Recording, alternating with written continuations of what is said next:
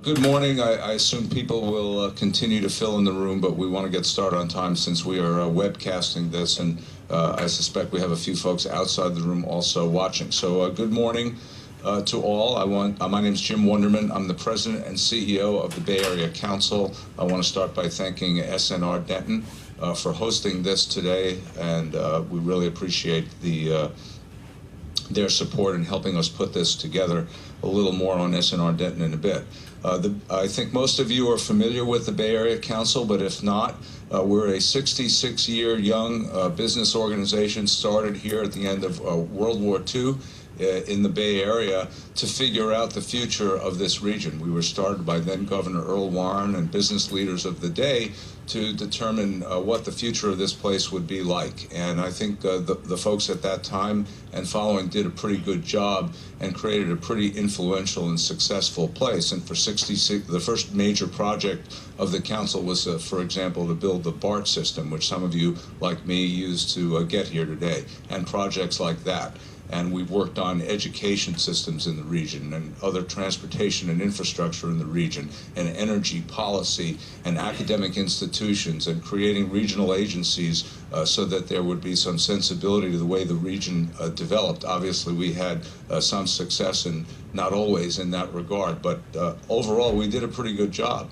And we've created together over the course of these 66 years quite a place. And we're very proud of the accomplishments we've achieved together as a bigger community. The members of the Bay Area Council are about 275 major companies. Many of their CEOs typically serve on the board of directors, so I work for major business leaders in the region. About 600,000 employees work for the companies here that are members of the Bay Area Council, about 1 in 5 private sector employees in the region, so it's quite substantial.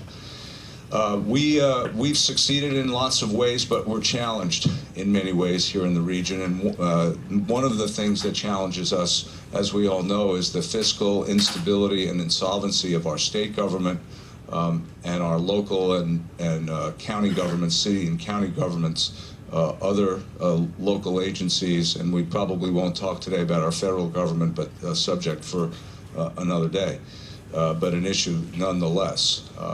We need to solve the fiscal problems of the state of California and the related issues, the way that affects local governments.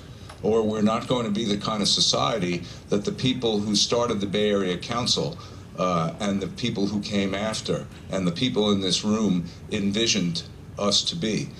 Obviously, it's a very complex question as to how we got to this point, but one thing I think we can all agree on today as we get into a discussion in which we probably won't all agree, but the goal will be to flesh out the facts and have a engaged discussion, is that we need to do something. Standing still is no longer an option. We have to act. And part of that complex problem is the cost it takes to deliver government services, which have gone up and up and up, and we've seen services decline and decline relative to the needs, and things are not headed in the right direction. And we're the folks who are here now, collectively, and we need to solve this together. And I have said, as we met with Governor Jerry Brown last Friday, and the Bay Area Council took the step, despite the fact that we're not crazy in any way about continuing taxes that were put on a few years back for another 5 years, and we don't like losing redevelopment agencies and enterprise zones and things like that, and we certainly don't agree with everything. We said we should push ahead with the governor's proposal because we need to act. We need to act. And that should be, for us, we think that that's the message. Is when you're in a crisis, you don't necessarily need to like what you're doing to get out of a crisis. Many of the businesses who were part of the Bay Area Council wouldn't be here today. We've been through 2 bust cycles over a decade. And many of the businesses which are successful today, they're producing quarterly profits. They're making returns to their shareholders. Investments are being remade. We're positioned perhaps for a recovery. It wouldn't have happened unless these companies had taken very stern steps, things they didn't like to do, things that ran counter their mission to their values. Perhaps not their mission, but certainly their values. And difficult decisions were made. with regard to compensation and employees and employment and things like that. But yet sometimes you just have to do it.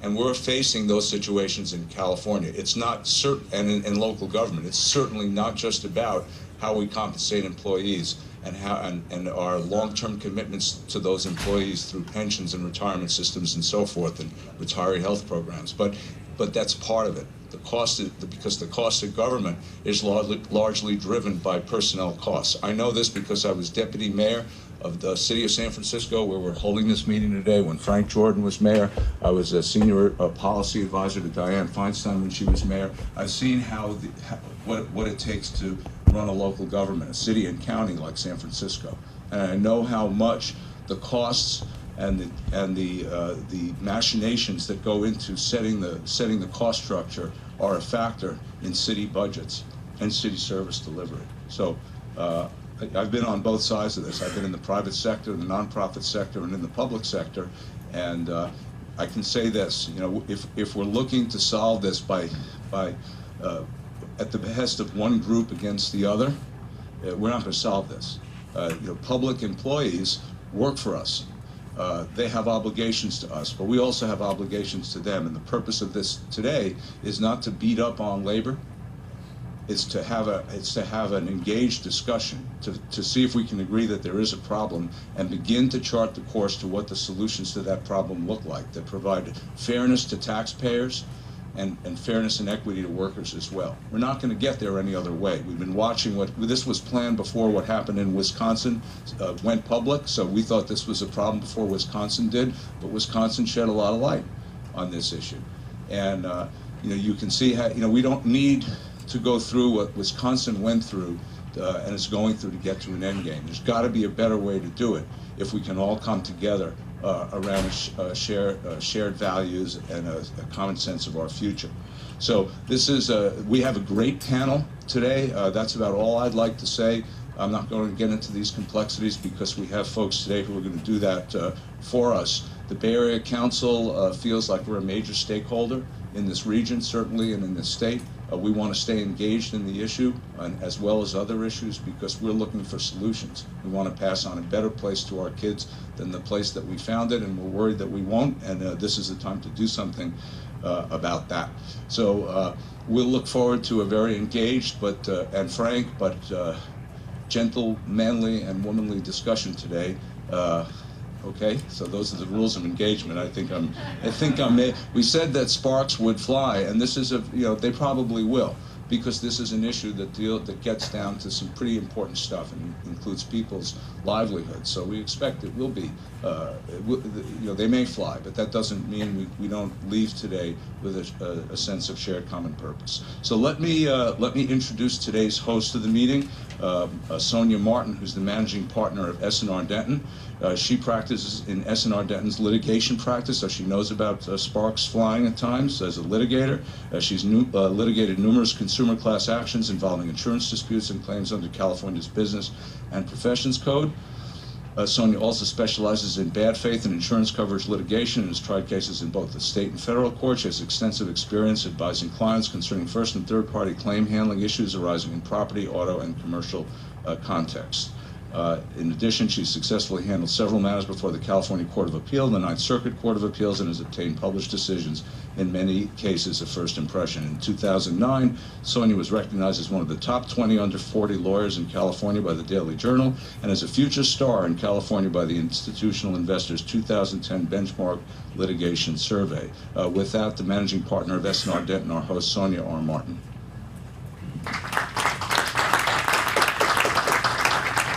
Thank you, Jim. I think Jim said more about me than I planned to say at all. Thanks, everyone, for being here. Welcome to S&R Denton in San Francisco. For those of you who are not familiar with us, we are a top 25 legal services provider. We serve clients in 8 primary industry sectors from 60 locations in 43 countries worldwide. In particular, we have a group of advocacy and government affairs attorneys who work with governments and businesses in an effort to help bridge the gap between the public and private sectors on issues of public importance and important legal matters. I can't tell you how happy we are today to be hosting this event. Thank you all for being here and contributing to this dialogue on a matter that is important to all of us. So I hope you have a productive day, and thank you again. Thank you, Sonia and SNR Denton. Let me now introduce the moderator for today's event. Assistant Professor Corey Cook is the director of the Leo T. McCarthy Center for Public Service and the Common Good, which I think speaks loudly to what we're trying to do today. I've known Corey for some time. Thought he was the perfect person to moderate an event like this because he's, as you'll see, he's extremely smart and he knows how to keep people from hurting each other. So this is going to be, he's got very well prepared for this. On his background, prior to joining the faculty at USF, Professor Cook has taught courses in American politics at the University of Wisconsin, San Jose State University, Rutgers University, and my alma mater, San Francisco State University. His doctoral dissertation considers the impact of race and gender on political representation and explores the contemporary significance of identity politics. Cook has published academic articles in the Dubois Journal of Social Science Research on Race, Presidential Studies Quarterly, and the American Politics Research. He has completed research projects around the usage of ranked choice voting in San Francisco and a manuscript about promoting civic engagement through community-based research. His current research focuses on election results and political geography in the state of California. He teaches courses in American politics, specializing in political institutions, urban and state politics, and the dynamics of political representation. Professor Cook will introduce the panel and explain how this is all going to work today. We look forward to engaging discussion. We're going to learn a lot more about this than we came in knowing, and we're going to leave today with a common course for how we solve this problem. Professor Cook, thank you.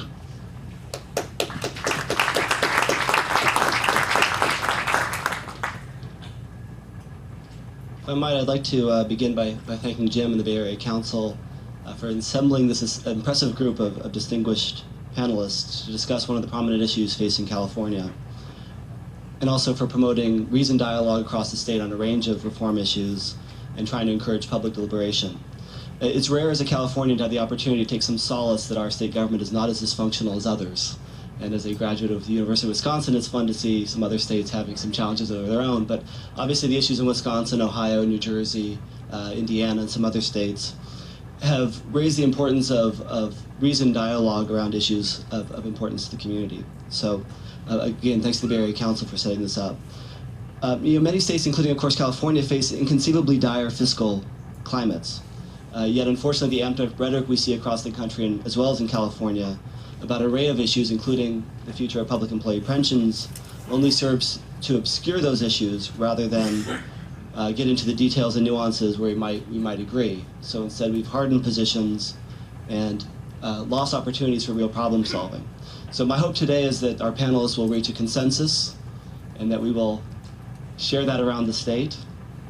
Indeed, of course, USF is a faith-based institution, so I hope to rely on that heavily this morning. Absent that, we might instead shoot for a conversation that illuminates rather than obscures key issues. On his website, Assemblyman Joe Nation proposes the use of fact-based analysis to dissect tough problems, develop consensus, and implement solutions. I propose we adopt that as the standard for today's discussion. I've always enjoyed being part of the reality-based community, so I suggest that we try to adopt that today. So a little note about the format. We're going to start with very brief 7-minute statements by each of the panelists. There's an opportunity to talk a little bit about some of their perspectives on these issues, and then we'll take a short break while we do some room configuration and invite the panelists up for a discussion. During that discussion, the idea is to try to find out areas where there's real agreement as well as areas of real disagreement. For those of you who are interested in the room, please, we'll have some opportunities for questions. For those of you who are watching on the internet, I believe you are to check in the Twitter feed at #VAC Pension, and you can ask questions through that link. So I have the honor of introducing each of the panelists, and again, just thank all 6 of you for being here. I appreciate that very much. So our first speaker will be Assemblyman Joe Nation. Assemblyman Nation represented Marin and Sonoma counties in the California State Assembly from 2002 to 2006. While in the state legislature, he was the principal co-sponsor of AB 32, which is the state's seminal global warming legislation, and a host of other bills relating to greenhouse gases, green technology, and climate change. He holds a PhD in public policy analysis from the Graduate School and teaches public policy courses at Stanford University, where he has recently published one of the more widely cited studies on pension issues. I'll also note that he has taught at the University of San Francisco, so welcome, thank you. Our second speaker will be Mr. Harvey Robinson. Mr. Robinson is the president of the Retired Public Employees Association of California.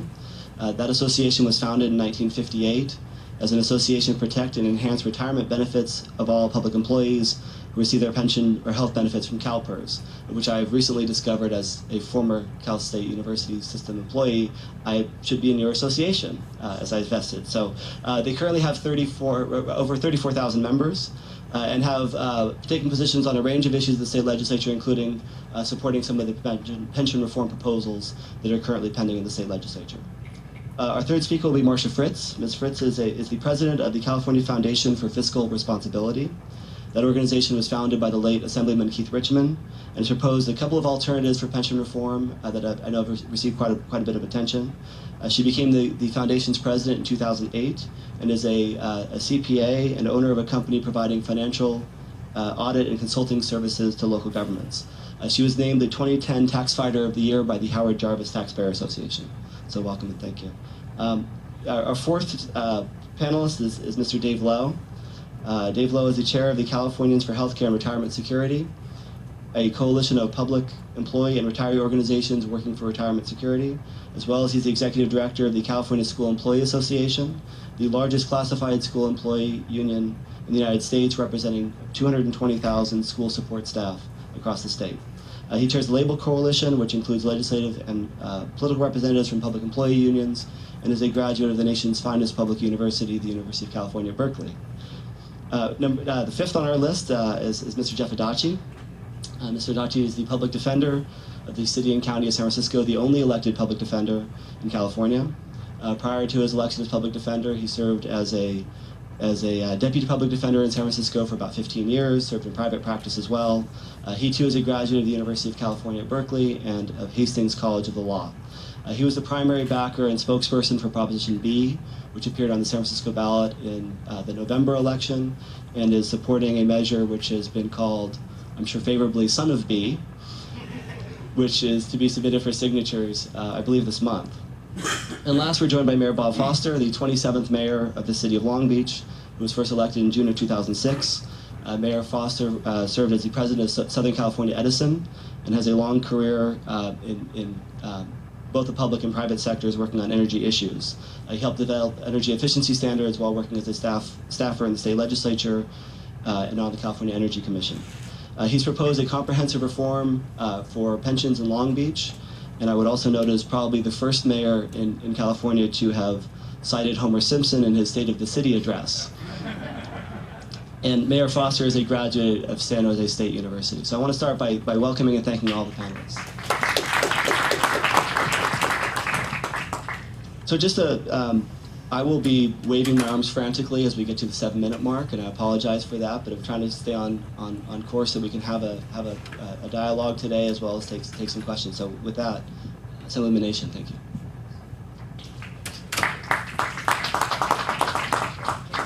Thank you. Corey, thank you very much. It's great to be here today. I'll actually start off with a question if I could. What is the dirtiest 4-letter word in politics today? Does anyone want to take a guess? It's math. It's math. Because this is not a problem, I don't think, about labor or management or benefits. It's a math problem. And I think as long as we can keep that focus and focus on this as a math problem or an accounting problem or an economics problem, I think we can solve it. That's where I hope we end up today. I'm not quite as optimistic that we'll be able to break through something in the next hour and a half, but hopefully we'll at least move things in the right direction. I also want to give you a little bit of my perspective on this. Some people have said, oh my gosh, you've done this work at Stanford and it's been so critical of benefit levels and so forth. It really hasn't. I mean, we've really barely touched the benefit level question. We've touched the system question. You know, how are these things well funded? And from my own personal perspective, I mean, I have somewhat of a personal stake in this. I grew up in a family with two brothers. Both of those brothers either are or were in public service. My younger brother is still a firefighter paramedic. So someday he's going to get a defined benefit retirement plan. My dad worked for a public university. My mom is a retired high school librarian. And from the start, I will suggest that this is not about taking away anything from anyone who has already retired. And I think everyone will agree that's off the table, but I think that everything else has to be on the table. And I think everything else has to be on the table on every aspect of this, because that's the only way to close the gap, frankly. As Corey mentioned, I spent most of my career in the legislature working on environmental issues, did a little bit on energy and education, and then I sort of was, I don't want to say dragged into the pension discussion a year or so ago, but among my duties at Stanford is I run the graduate practicum in public policy, and we had a team that did a project for Governor Schwarzenegger.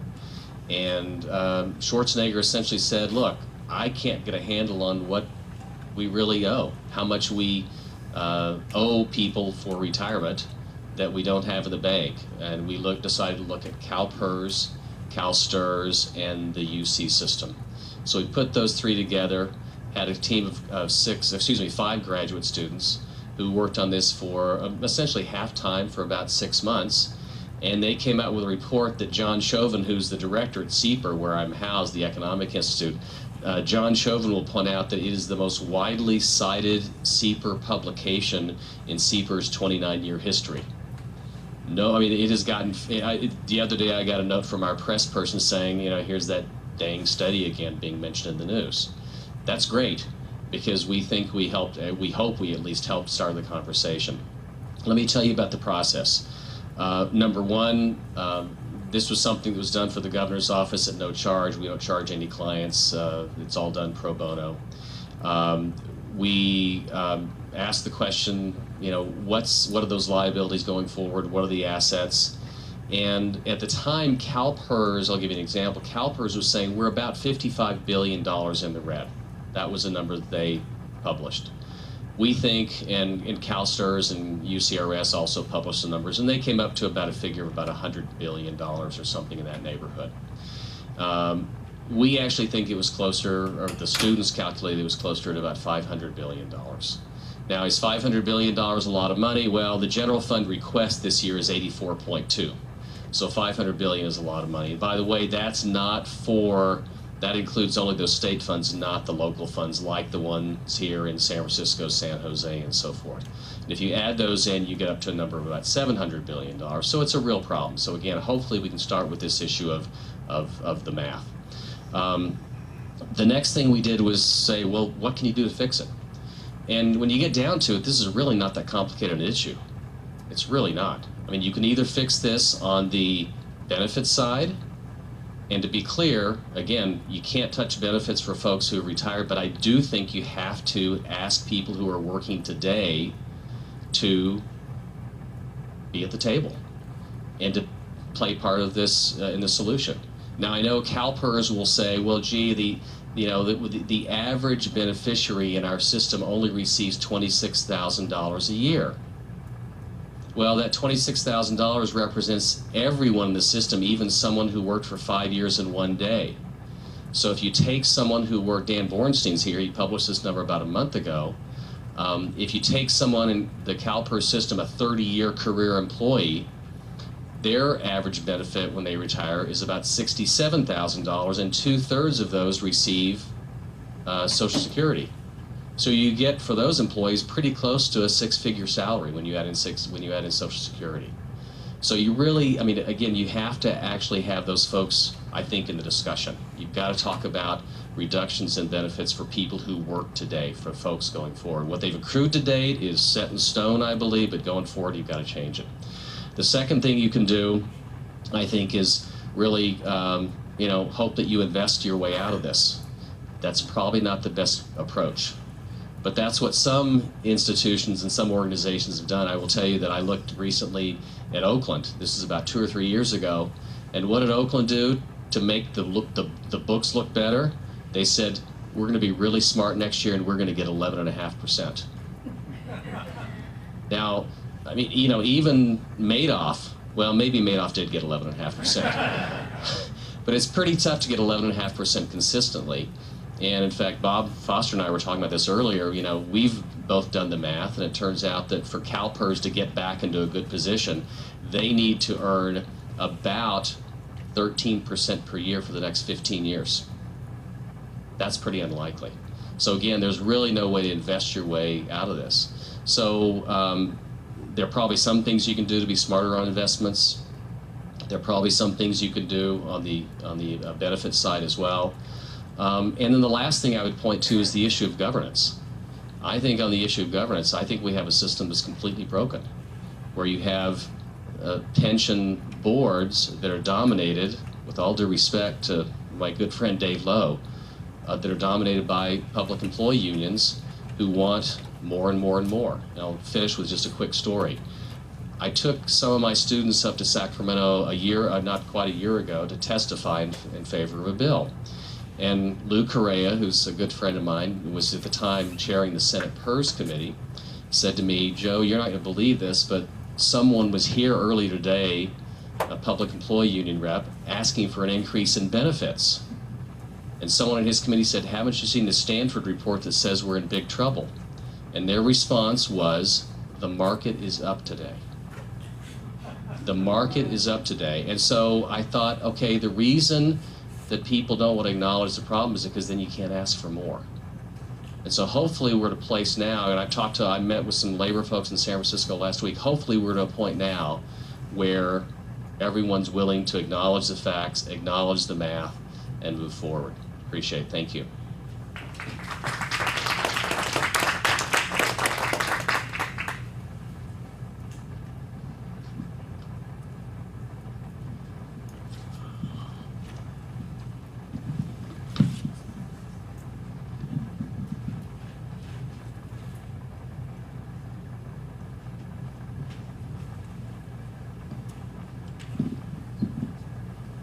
Well, first of all, I'd like to thank the Bay Area Council for inviting RPEA and myself, Harvey Robinson, who's the president of RPEA. And first, I thought I'd just give you a brief background of RPEA. We have some 30,000 members.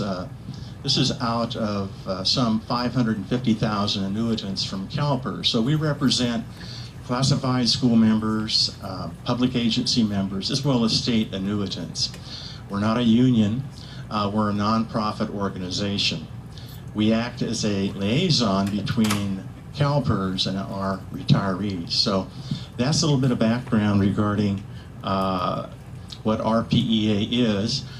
I worked for CalPERS for some 29 years, so most of the time was in the service and disability calculation unit. So I'm somewhat aware of how benefits are calculated.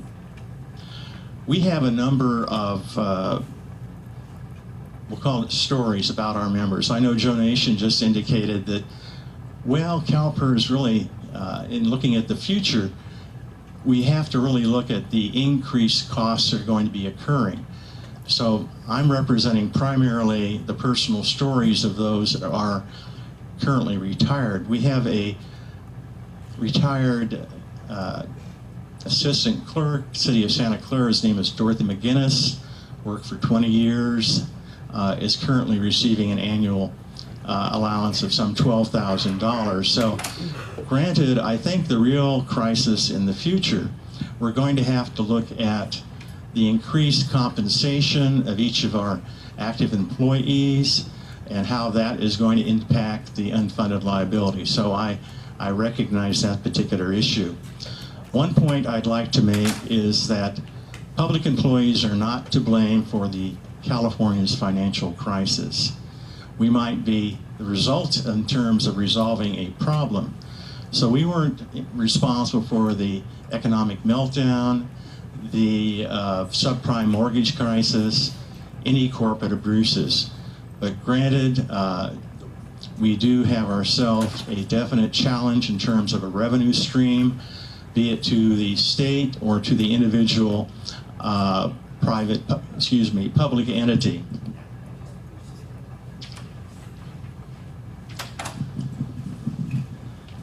CalPERS is one of some 85 public pension systems in California. They represent some 51% of all active employees. So in terms of having an impact on legislation, they're definitely there. They went from a high of $260 billion down to some $160 billion and are currently at $230.6 billion. So they are on their way up. For the past 20 years, they've had a return on an investment of 7.9%.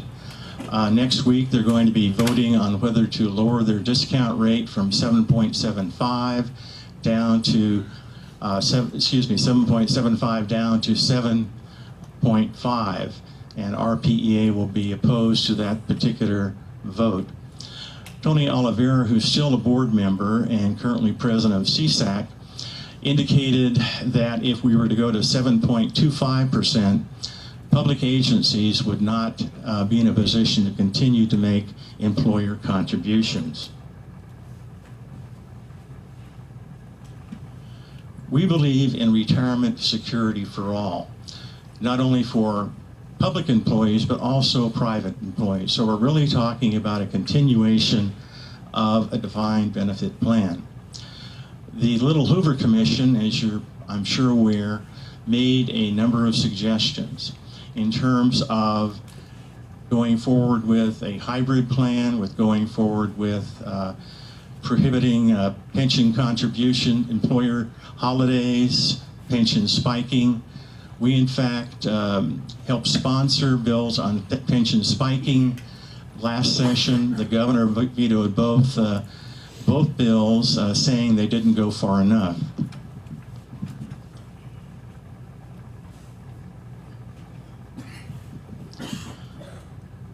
We have a problem with 401ks, and just to illustrate one of the problems, I'll just use myself as an example. CalPERS had another program called 415B, and this enabled state employees to deposit additional contributions for investment purposes beyond their normal payroll amount. So over a period of time, I had put in some $25,000 in contributions.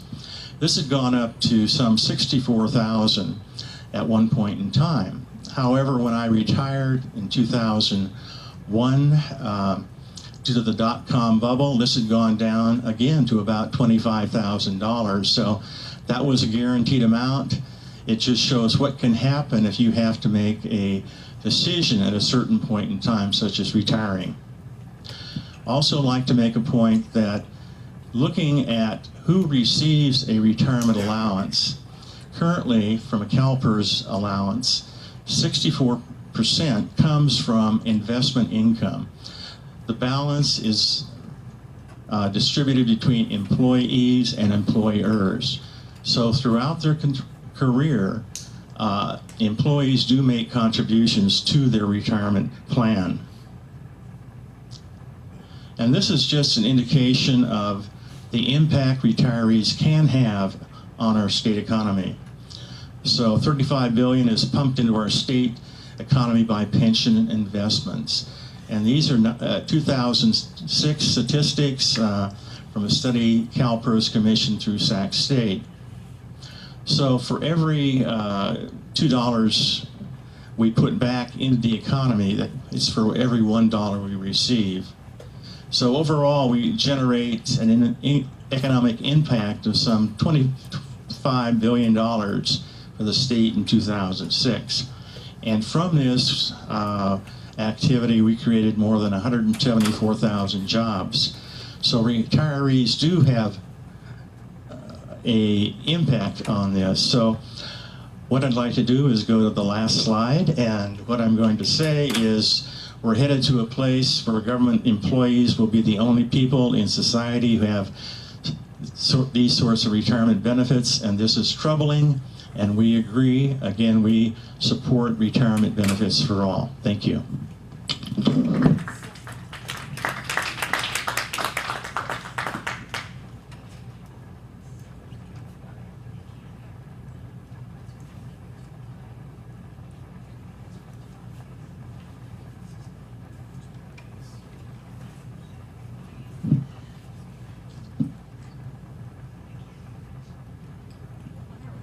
There we are.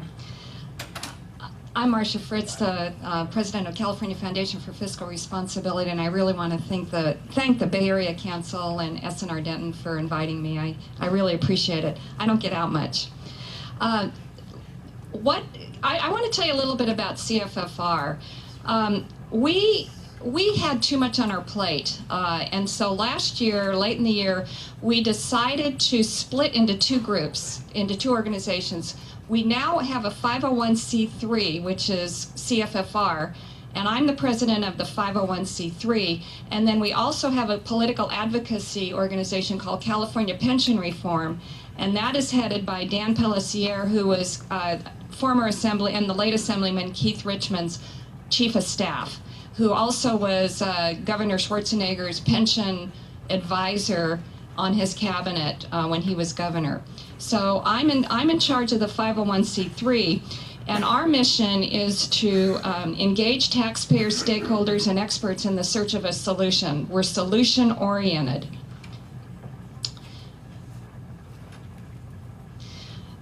Oh wow, this is too fancy here. Okay, I didn't do the PowerPoint. Okay, the facts, what we have on our side as an organization is that the facts are on our side.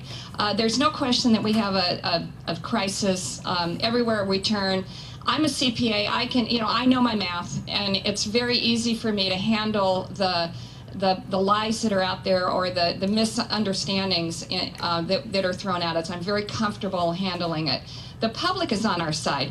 We've got, I believe, $167 million asset in California. If you look at what the gubernatorial candidate Meg Whitman spent on her campaign, I think it was something like $167 million, and she still lost. We have spent very little money, and the polls that we see, in fact, the Democrats poll showed that was done more recently showed that 2/3 of the likely voters agree that there's a problem with pensions, and that a whopping 3/4 of them support limits. But the devil's in the detail. They support limits, but we don't know for sure that they're going to vote on what the limits are. Okay, let me just do this, because I'm not ready for this. Okay, but the challenges are the legislature. We can't get traction in the legislature. It's a Democrat-dominated legislature. I'm a Democrat, and I understand the problems that the Democrats have on backing a pension reform initiative simply because they're backed by the unions, and they can't counteract something that the unions disagree with. It would be political suicide for them to do it, and I get that. The organization. We don't have an organization. We have the voters on our side, but we don't have an organization like the unions. We don't have members that are automatically signing up. The money is a big issue. We don't have the money. The unions have a free flow of money coming in constantly, month in, month out, that they can spend and spend and spend and spend. We don't have that. These are the challenges that we face trying to get pension reform traction in California.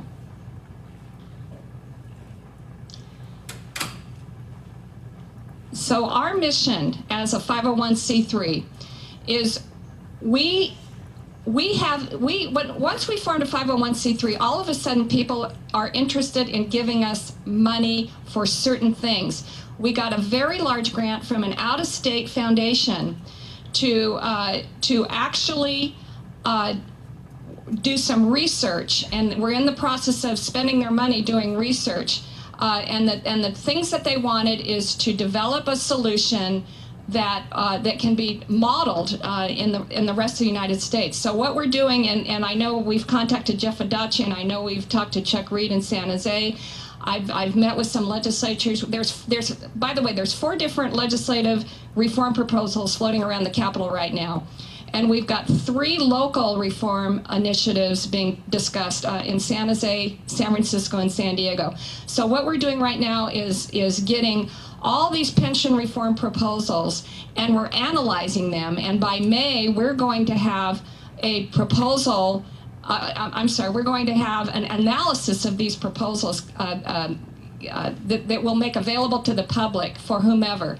And the analysis will include both the short and long-term savings of each of the different elements, including the idea of changing benefits for employees going forward.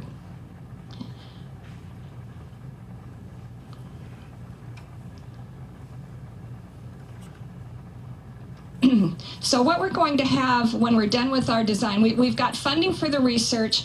We're real close to getting funding for surveys. So once we get these elements of pension reform analyzed, we will be surveying, are they fair? We're planning to survey both likely voters and unions and labor. We want to be comprehensive. We want to see what will likely pass, what will be the objections. And we also have offers of pro bono legal work to make sure that the elements that we're researching will actually pass legal muster. The most contentious and some of the reforms we're looking at is changing a benefit going forward for a current worker. Is that legal? And one advantage, if we were to take this to the statewide ballot, frankly, is that by doing so, you're able to fast track the legal decision, because we know we're going to be sued. But it'll be fast tracked to the Supreme Court, just like Prop A was. It's already going up the chain because it's a statewide initiative. If it's done at a local level as a test case, it's going to be mired in the state courts for 3 years before it starts to go to the federal level.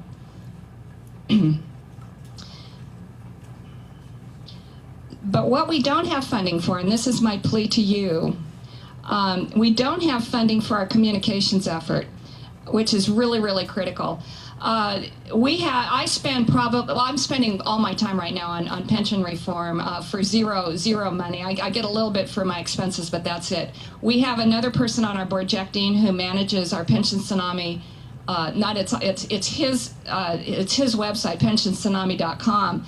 But from that, we get a lot of news reports, news information. We don't have funding for it, and we've got a website that's being designed right now that's going to require 2 people full-time to develop it, because what we want to do is create a Cairo type, Cairo as in Egypt type organization, where when we see a situation, we want to be able to muster people to organize and all of that has to be web-based, and we need money to pay people to basically get us organized to counteract the other organizations out there. We just aren't there yet. Whoops. So that's pretty much it. As I said, just to wrap it up, is we are looking at the different reform proposals. We've got 4 in the Capitol right now. We've got a straight 401k. We've got the Little Hoover Commission is being proposed. We've got kind of a proposal now that just allows anybody, the employers, to give whatever benefit you want, whether it's a defined contribution, defined benefit, but that's capped as far as what the government's going to pay or the employer's going to pay. And then there's one other that I can't think of. And then we've got a lot of others. So thank you so much.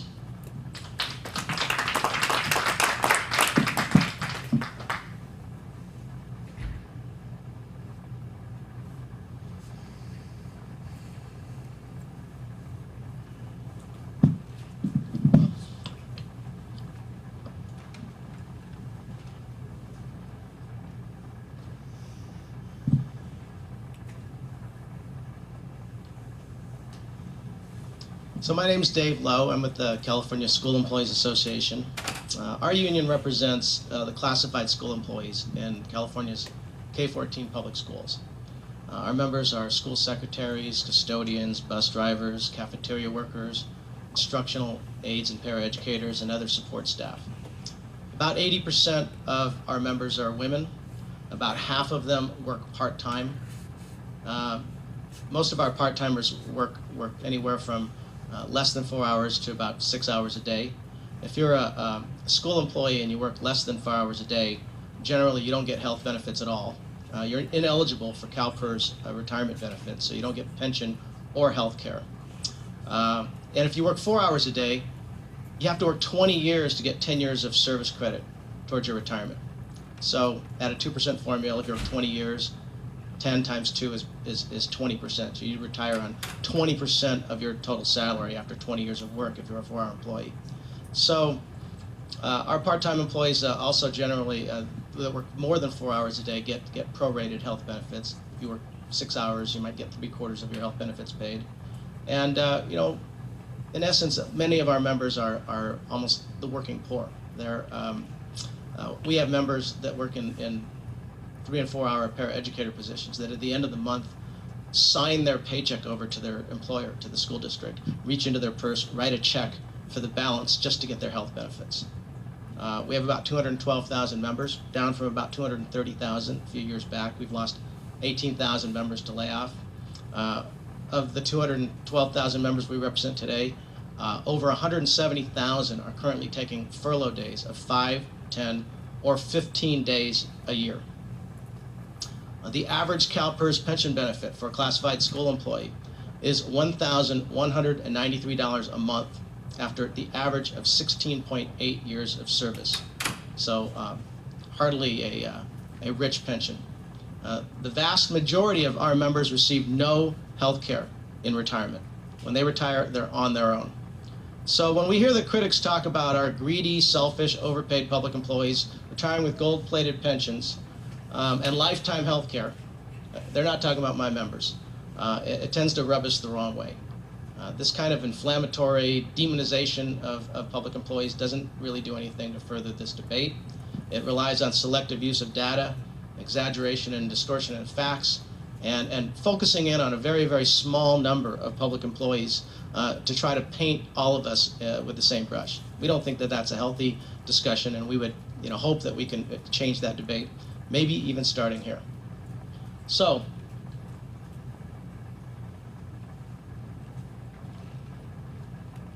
this is a quote.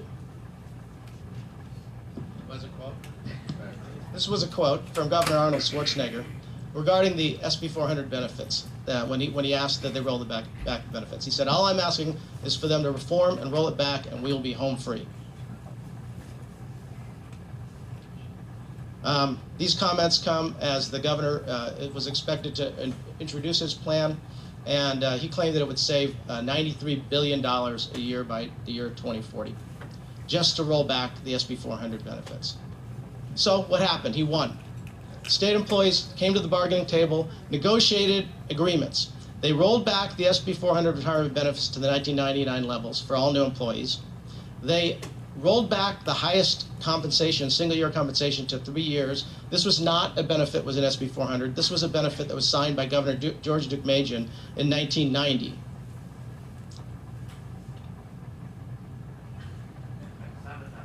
It was working okay to me.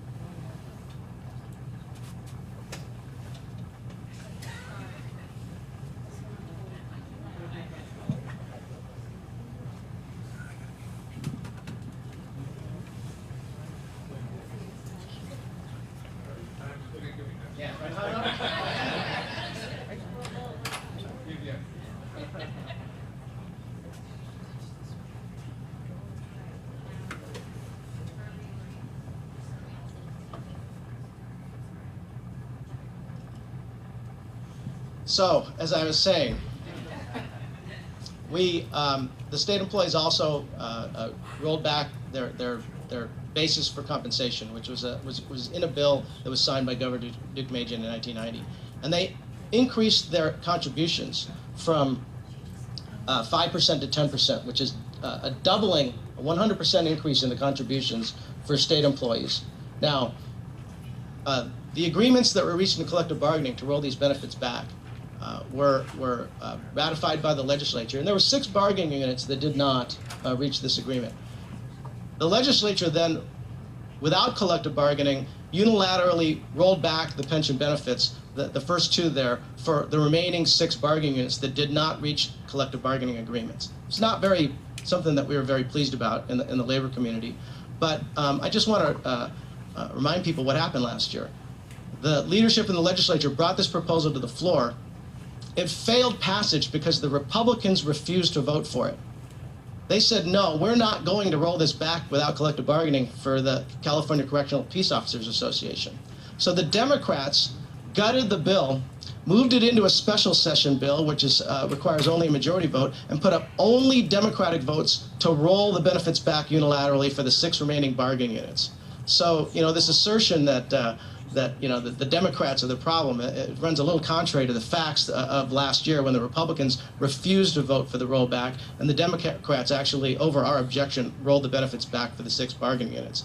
These benefit changes, as the governor stated that the first change, roll back the formulas, are a $90 billion savings. The last change, doubling the employee contributions from 5 to 10%, is probably another $500 million savings a year. So the employees are not denying there's a problem here.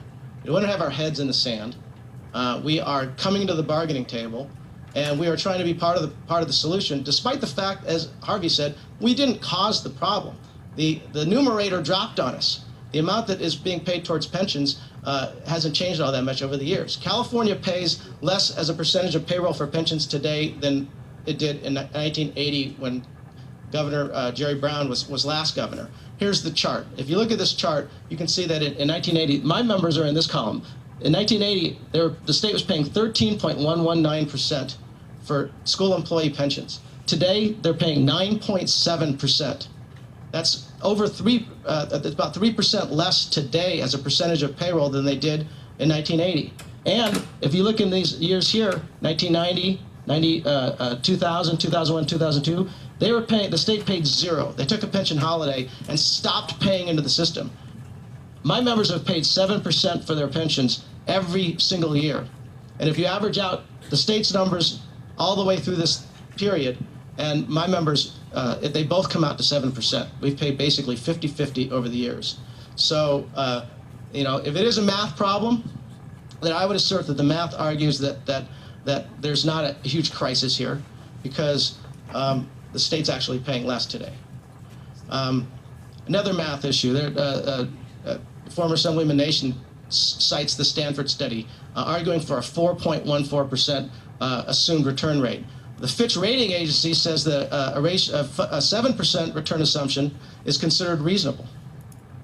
This is the CalPERS chart projected for all employees, the state, including highway patrol, some of the higher paid pensions. This is what the average contribution rate they are projecting out to 2063. As you can see, it continues to move up for the next several years. It drops down in levels, and then it drops down again and levels out. There's been assertions that the contribution rates for the state are just going to go up and up and up over the next decades. That's not verified by the actuaries over at CalPERS.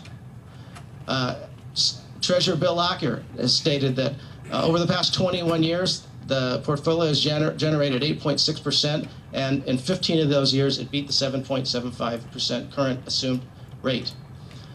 78% of retirees receive less than $36,000 or less. This is the chart of all the benefits. And even if you take the people who are retiring now, my members fall still in this range here, about less than $2,000 a month. If you just take current retirees, these are some of my members. Miriam Stouts, one of our retired school secretaries. She worked 28 years. She received $2,200 a month. She retired with $1,593 a month, and the district pays her $100 a month towards her health benefits until age 65. Then she goes to 0. Faye Lane is one of our retired special education secretaries. She worked 32 years. She was making $9.04 an hour when she retired, and her pension $760 in 68 months. I don't know about you, but I couldn't live in California on $760 in 68 months. And she gets no retiree health care.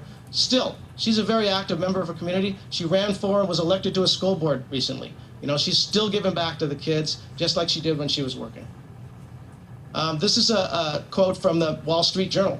Basically, the median household headed by a person 60 to 62 with a 401k account has less than 1/4 of what is needed in that account to maintain its standard of living and retirement, according to the data compiled by the Federal Reserve. So, the move to the 401k plans was done. The original 401k plans were created for high-paid executives. And then in the private sector, the baby boomers got sold this bill of goods that 401k was the solution to everything. And now we're finding it's coming home to roost. As people are retiring now, they have not enough money to retire. They're downsizing their houses. They're changing their plans. They're working longer. They're not taking vacations. They're buying less food. And the average American, the middle class, is just shrinking away. So our view is that we need to look at this from a bigger picture. And this is not just about the public employees, but it's about pensions for everybody. Thank you.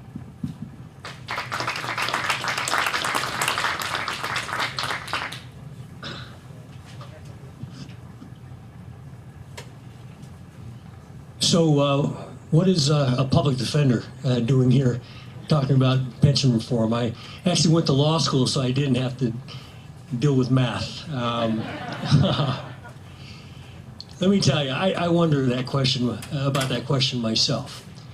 The reason I came to this issue in this place is as the public defender. And I've been a public defender. I've been a city employee for over 22 years. I love what I do. I'm passionate about what I do. We provide legal representation for over 25,000 people a year who can't afford a lawyer.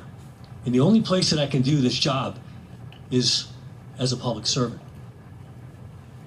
Being responsible for my department's budget, year after year, I saw the monies evaporating. 10% cut, 10% cut. And I saw this happening to the most vulnerable population in our city. Now, San Francisco, we're famous for our liberalism. We're also famous for the support services that we provide to people. The city of St. Francis. We have, or had, one of the best social service programs for poor people anywhere, bar none. And what I saw year after year is that money was evaporating, and I didn't know where it went, so I began asking questions. Where is the money going?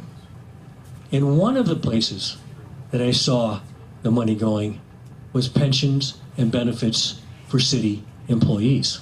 That's right. In San Francisco, right now, I'm not going to talk to you about any billions or millions because I don't know what that means nowadays. We are spending $1 out of every $7 on pensions and benefits. Within the next 5 years, we will be spending $1 out of every $4 to $5 on benefits. The cost of these benefits are going up just on the pension side alone between $80 and $100 million a year. This comes at a time in our city when we're facing a $380 million deficit. So what's got to give? Our parks budget has been slashed in half. Public education in our city has been cut by 25%. This is the first time in our city's history where we canceled summer school last year and now this year. There's now no bus transportation for about 50% of kids in our city. Yet, we don't question the fact that I, as elected official and public employee who gets a defined benefit when I retire, I get 75% of my last year's income for the rest of my life. I don't contribute a penny towards my own pension. Health benefits. Currently, city employees get free health benefits. That's a great thing. I wish we could have that for everybody in this country. We pay for 75% of your family's health care. Up until 2 years ago, if you worked for the city and county for 5 years, you got lifetime health care at 50. And that's a great thing. But what if we can't afford it? And what is the cost to our children if we can't afford it? I came to this issue for a very different reason. Although some have compared me to Sarah Palin or Governor Walker of late. I am a progressive Democrat. I've always been a progressive Democrat as a public defender. That probably doesn't come as a surprise that I'm usually on the other side of the fence on many moderate issues. But the reality is, if you care about all of the things that have made America what it is today, whether it's education, whether it's our great expanse of parks, whether it's this way that we provide services to seniors, our after-school programs, for the clients I represent, the drug treatment programs, the AIDS programs, the mental health programs. If you care about any of those things, then you've got to care about what's happening to our pension system. Hell, we don't even have to go that far. We can talk about why we should care as city employees, right? The best interest is your own self-interest. And the self-interest that city employees and public employees have in fixing this is that this is not a system, ultimately, that is sustainable. Look at San Francisco, one of the wealthiest cities and counties in the United States. I mean, we got a budget that is bigger than some small states.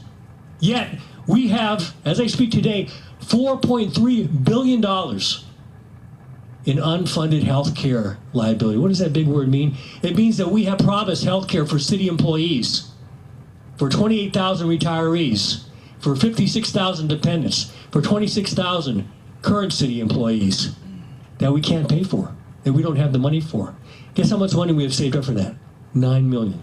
$9 million against $4.3 billion. That's a fact.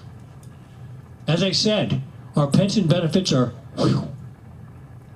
that's where they're going. And this is not something I'm making up. This is according to our controller and the actuary that is hired by the city to report this information. So what are we going to do about this? Well, we can do nothing. We can do nothing, and we can hope and pray that things turn around. That may be a good plan. You know, that's an easier plan. But what if it doesn't? What is the consequence then? The consequence is that if I don't contribute towards my pension, I ain't gonna get one. It's like the story of the grasshopper and the ant. I can sit back and kick back and not worry about it, and ultimately, I'm gonna pay the price. But even forgetting that for a moment, I think about my 10-year-old daughter. And I'm gonna think about how she's going to be the next generation to pay down this debt. And that's right. Because if we don't have the resources to provide for the next generation, and all we're going to be concerned about is paying into the pension, if that becomes the purpose of government, then we are lost. And I'm saying this not because I hate government, because I value government. Without our government, we would not have most of what we have today, and I do believe that. I'm not one of these people who thinks that government should be eliminated. But I see the cost, and I see what is happening each and every day. So what do we do about it? Two things. I remember at some point someone said, hey, you're the public defender, you can't do anything about this. Then I found out you can run an initiative, get enough signatures. We got 70,000 signatures in 10 weeks. We put it on the ballot last November. A measure that would do two things: require city employees to pay 9 or 10% into their pension and pay a minimum of $9 towards their own health care if they chose the lowest cost plan. It failed. We got 120,000 yes votes, and we lost by 15,000 votes. Had we had 15,000 more votes, we would have won. So what I'm going to do as a public defender? Hey, I don't discourage easily. We're going to do it again. And so we're gearing up for the next initiative in November. What I've learned is really two things before I sit down, and I want to share this with you. One, we've got to get this discussion out there in the public. Pension reform is not a sexy issue. It's not something that people understand, because most people in the private sector don't even have pensions. But what they do understand is that if you are maxed out on your credit cards, let's say you owe $20,000, and all you can do is pay the minimum payment, and then you can't pay that anymore, you're going to go broke. And that's what people need to understand. The second thing is that we can fix this problem, but we have to do it together. And I know that I became a lightning rod. Organized labor this is just a city employee union, spent over $2.5 million to defeat the measure. and that's their right. What I'm going to do next time is make sure that I have a better campaign, a better initiative that is fairer to employees, at the same time realizes the cost savings that we need to have, and ultimately serves as a model for reform in this country. Thank you.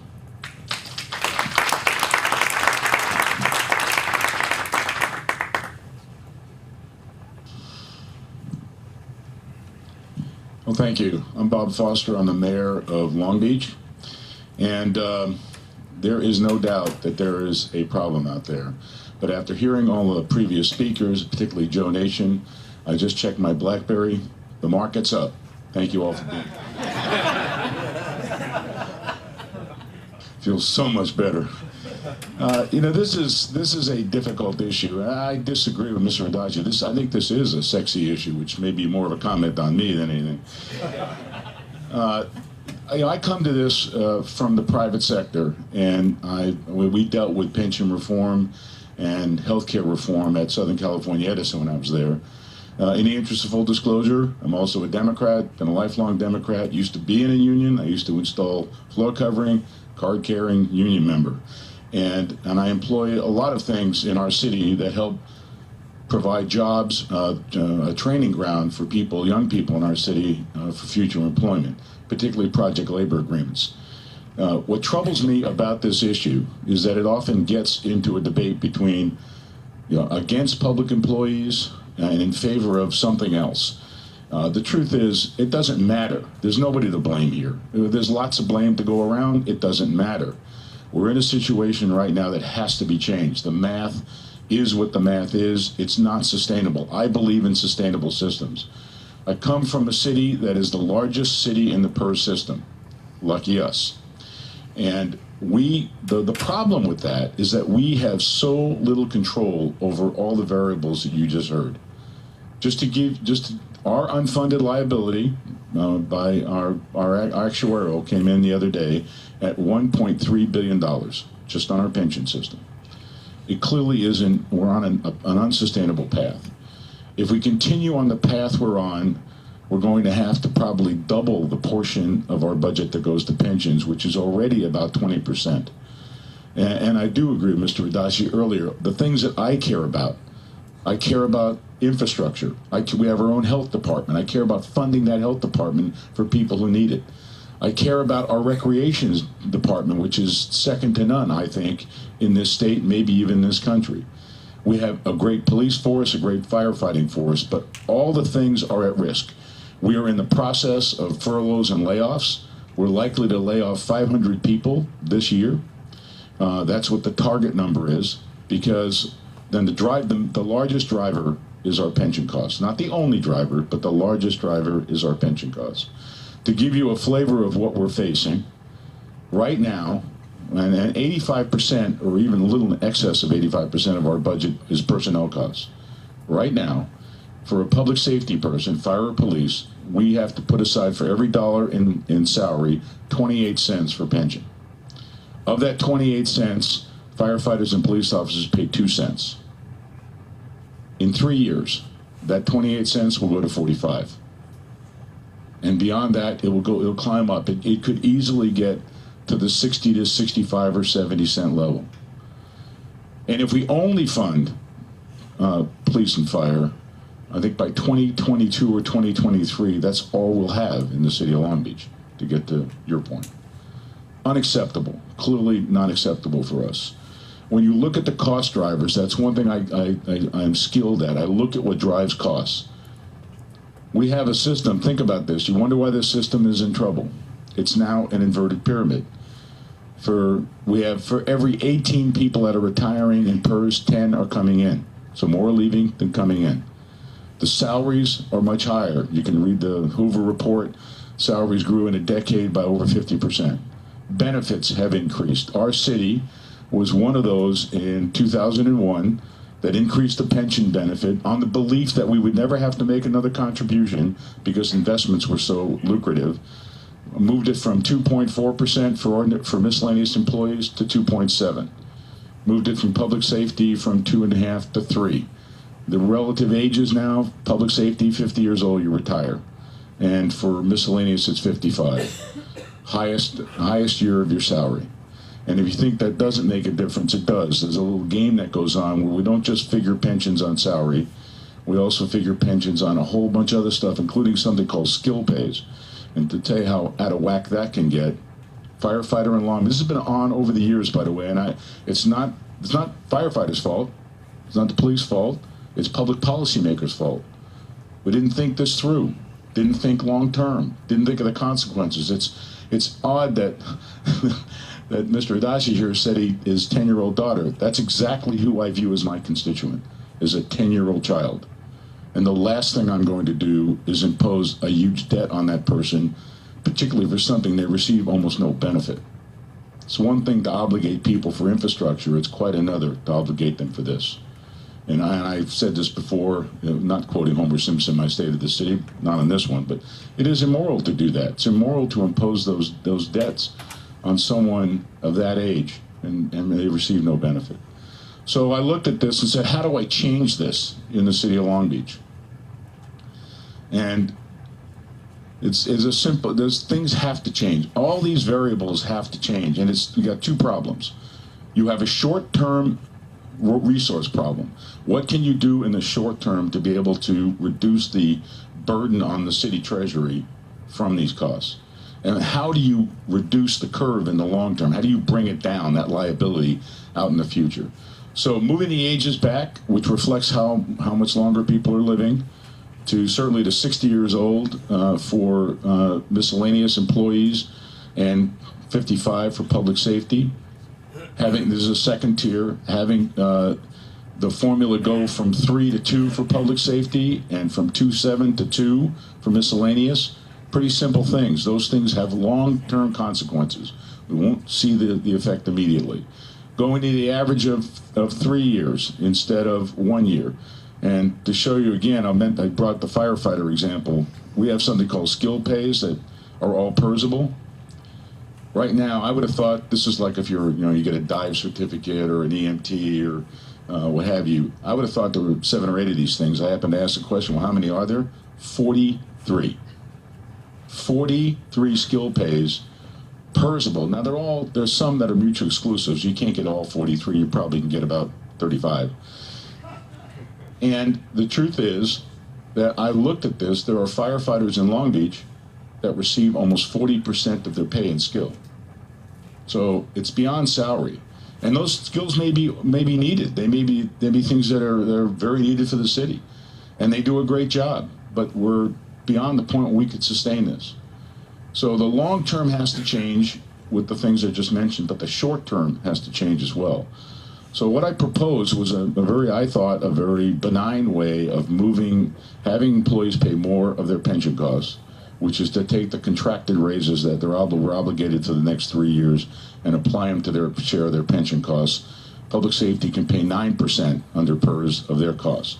Move them every year till they get to that point, and then we freeze pay at that point. None of the large unions took me up on it. I had, I think, 3 or 4 unions agreed, and we're at right now at impasse. And in fact, the last remaining thing is to look at the unearned pension benefit going forward. I have said that if I don't get this at the table this spring or summer, I will take it to the voters, and I will constrain future mayors and councils from offering any more than I just stated. And it's not because I want to do this. We have to do this to maintain every quality of life in a bit of quality of life in our city, and to have a sustainable future, and quite frankly, to protect that 10-year-old child. Thank you.